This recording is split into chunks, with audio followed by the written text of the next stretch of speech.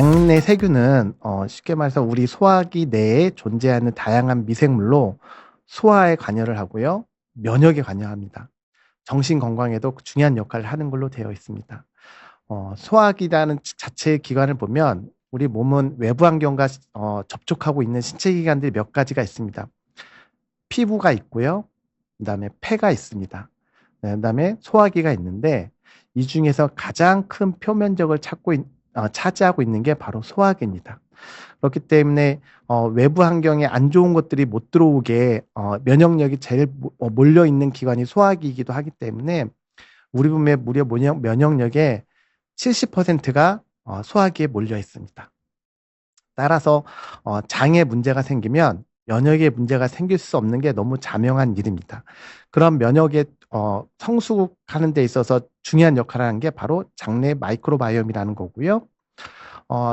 장내 마이크로바이옴에 문제가 생기면 기본적으로 면역뿐만 아니라 소화에도 관여를 하기 때문에 당연히 소화불량과 같은 기능성 소화기 질환이 생길 수밖에 없습니다. 보통 우리가 장내 세균은 보통 한 38조에 이르는 걸로 되어 있습니다. 대략. 근데 그 38조라는 균이 하루아침에 생기진 않고요. 엄마 뱃속에 있는 태아에서는 그 태아의 뱃속에 그 장기에는 당연히 균이 없죠. 근데 태어나면서부터 균에 노출이 되면서 보통 한 1000일 정도 되면 38조에 이르게 되고요. 38조에 이르게 되면 만 3세 이후에는 균의 다양성이 이루어집니다. 이런 식으로 해서 면역이 형성이 되고 하는 건데 중요한 거는 이런 1000일이랑 가까운 시간에 우리가 뜻하지 않게 애가 열이 난다던가 균에 감염돼 가지고 항생제를 쓰게 될 수가 있잖아요.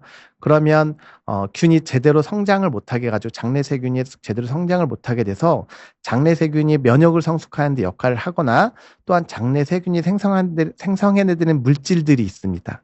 그런 물질들이 제대로 생성이 안 돼 가지고 여러 가지 문제가 생기는데 대표적으로 정신과 질환은 ADHD라는 주의력 결핍 장애가 있을 수 있고요. 그다음에 자폐 증상도 이거와 연관이 있을 수 있다는 연구 결과들이 있습니다. 또한 대표적으로 면역 질환인 아토피 질환과도 관련이 있습니다. 38조라는 장내 세균은 성장이 되면 이들이 가야 될 집들이 따로 있습니다. 보통 구강에 상지해야 될 균들이 있고요. 위나 소장, 대장에 있는데 보통 이들의 분포를 보면 구강에는 균이 많게 유지하고 있습니다. 그 다음에 위에는 위산의 영양에 의해서 적게 분포하게 됐고요. 근위부 소장에는 위의 영양을 받기 때문에 별로 균이 없다가 점점 멀리 갈수록 대장 쪽으로 갈수록 균이 많아지는 게 정상적인 소화기관별 균 분포입니다. 그런데 이런 자기 집으로 찾아갈 장내 세균들이 제대로 자기 집으로 못 가게 되고 다른 데 가게 되면 문제가 되는 거죠. 그게 바로 장내 세균 불균형이라고 얘기하는 겁니다. 그래서 안 좋은 균이 많아져 가지고 기울기가 안 좋은 균이 많아져 가지고 문제가 되는 것들이 장내 세균 불균형이고 그와 관련된 여러 가지 증상들이 생기는 겁니다. 이런 장내 세균 불균형이 중요한 이유가 있는데요.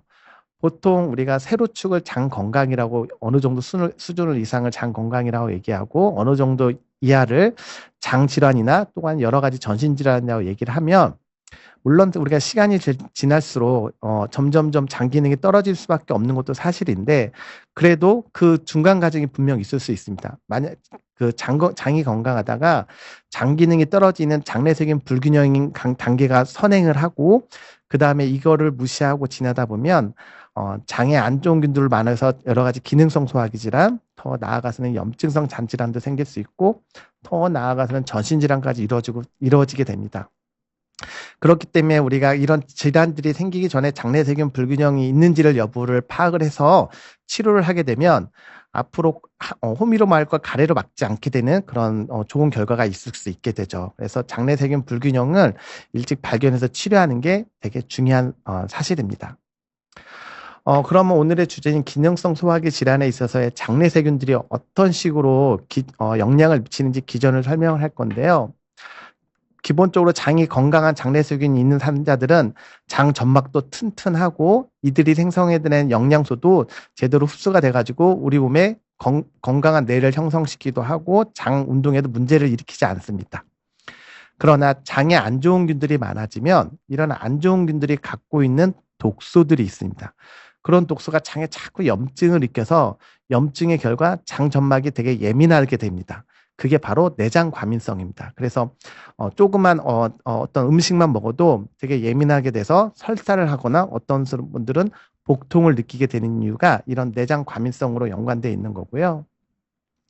또 하나는 이 장내 세균들이 이렇게 막 우리가 음식을 먹으면 가스를 많이 형성을 하게 됩니다. 메탄이나 뭐 수소가스 같은 걸 많이 형성이 되는데 이런 가스 형성은 우리가 더부룩함을 되게 잘 느끼게 되고 그것 때문에 소화불량을 되게 느끼게 됩니다. 그래서 식후 특히 밀가루 같은 음식을 먹거나 기름진 음식을 먹을 때 소화 안 되고 더부룩함 증상을 느끼는 게 이런 가스참 때문에 그런 거고요. 또 하나는 이런 수소가스나 메탄가스가 장 운동에도 영향을 미칩니다.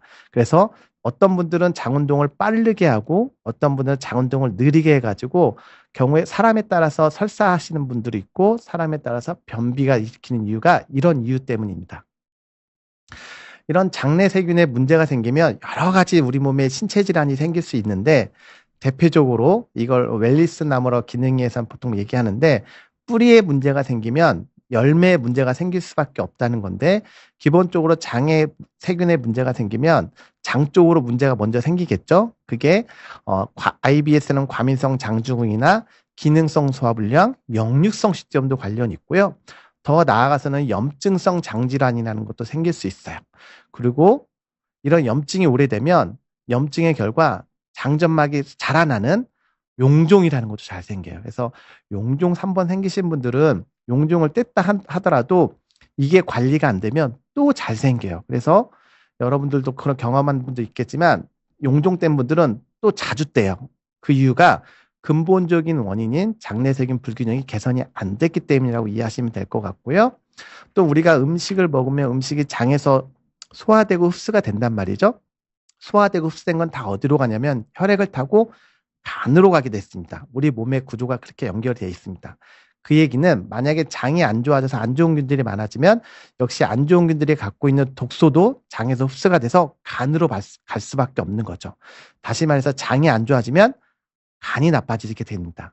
그래서 간이 나빠진 결과가 뭐로 나타나냐면 지방간으로 나타나요. 그래서 장이 안 좋은 분들은 비알코올성 지방간으로 발전하고 비알코올성 지방간은 장에 독소가 들어와서 염증의 결과로 나타나는 경우가 흔하기 때문에 비알코올성 지방간을 놔둔 사람들의 일부는 10년, 20년 지나면 간의 염증을 10년, 20년 놔둔 거랑 똑같은 결과이기 때문에 이들의 일부는 간 경화로 진행이 됩니다. 또한 장이 안 좋은 환자들은 어떤 세균들에 의해서 생성하는 물질이 비만을 일으키기도 하고요. 또한 비만은 대사증후군과도 연관이 됩니다. 그리고 아까 모두에 말씀드렸던 것처럼 장의 기능 중에 하나가 면역을 조절하는 역할을 하는데 안 좋은 균이 많아지면서 면역에 문제가 생깁니다. 그래서 대표적인 면역 질환인 알러지 질환이 잘 생기고요. 또 자가 면역 질환인 류마티스 관절염도 잘 생깁니다. 이들의 다 모든 어쨌든 근본적인 원인은 장에 안 좋은 균들이 체내로 들어와서 염증 반응을 일으켜서 생기는 거라고 이해하시면 될 것 같습니다.